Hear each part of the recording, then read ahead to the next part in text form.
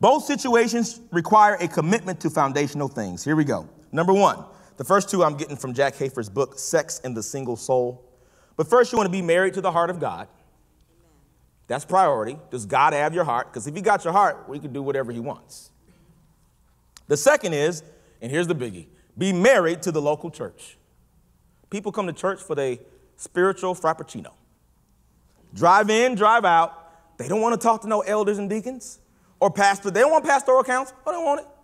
They want to handle it by themselves. And I see people, and I haven't seen them in a while. I run into them, they're having trouble.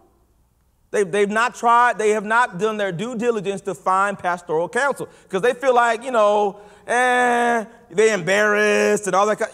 Listen, pastors see a lot of stuff. We're not, oh my gosh. My father's been pastoring a long time. Now, I haven't been pastoring as long as him, but when you're a pastor's kid, you see a lot too. You see a lot of people. You see them young, then you see them old. You see this generation, then you see the next generation. You see patterns of human behavior. We ain't phased. We just trying to help you. You worrying about embarrassment. It's going to be more embarrassed if you do nothing. Talk to an elder or get pastoral counseling. And if you can't trust nobody here, go to a church where you can trust people. Exactly. Come on. Why are you here? Find somebody you can trust and you can say, hey, I'm going through this. Talk to me. Yeah. Find somebody you can trust. Matthew 18:15-17, not going to read it, but it talks about when you have a conflict, you take it to the church. If it gets big enough, take it to the church. Number 3, create strong friendships and identify mentors.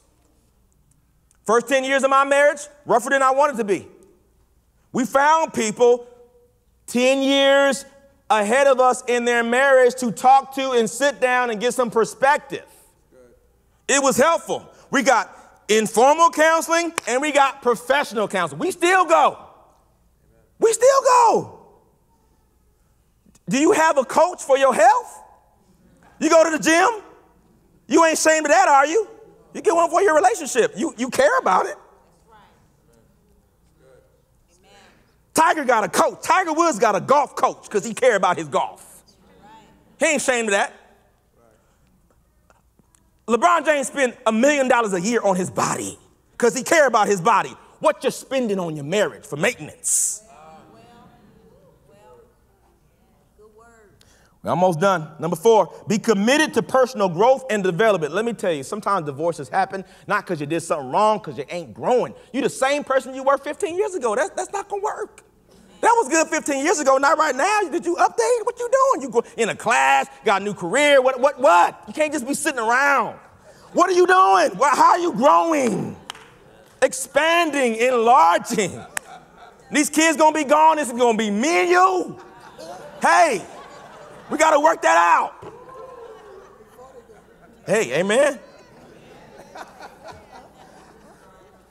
Almost done here. Got 4 more points here. Here we go. Participate in ongoing educational programming. Therapy, classes, books. Look, some of y'all insurance, they cover therapy. Go. It covered. Read some books. They got YouTube clips. Do that. Play it on the way to work. Something. Number 6, make adjustments proactively. You see that storm coming? Don't act like you didn't know. Don't act like you didn't see that storm. You ain't got no jacket. You don't got no umbrella. You just walking in. Been seeing that storm brewing for years and you've done nothing about it. Proactive adjustments. Marriage is a game of adjustments.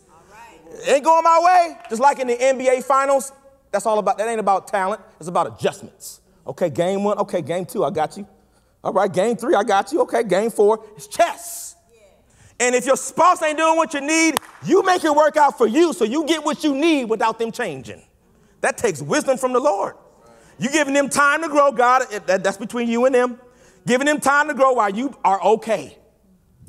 Wise people do that because they want to keep their marriage. I ain't going to beat up your spouse emotionally and all that kind of stuff because they ain't doing what you want them to do. Listen, get your stuff together, and the stuff you caring about, it won't even be a big deal anymore when you change because you're the other half of the relationship.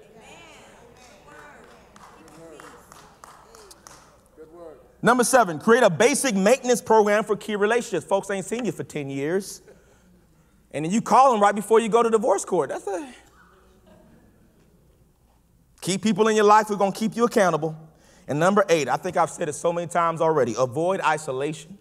Amen. The folks that I talk to in their spots, when they call me, they are isolated. Isolated.